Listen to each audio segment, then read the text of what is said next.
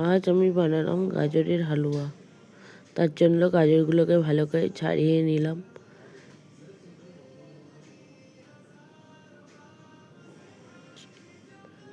ভালো করে ধুয়ে নিলাম। তার জন্য তেজপাতা, কাজু, কিশমিশ, এলাচ, আমুল দুধ, ঘি কড়াই একটু তেল দিয়ে ভালো করে গাজরগুলো দিয়ে ভালো করে নাড়িয়ে নিলাম।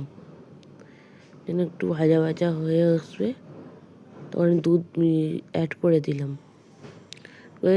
কিছুটা চিনি মিশিয়ে দেব।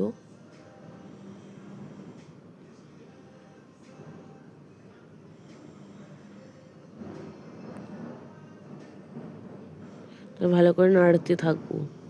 যখন একটু শুকনো শুকনো হয়ে আসে তখন 3 চামচ আমুল দুধ মিশিয়ে দিলাম। নিয়ে ভালো করে মিশিয়ে দেবো। তারপর একটু 2 চামচ ঘি দিয়ে ভালো করে মিশিয়ে নামিয়ে নিলাম।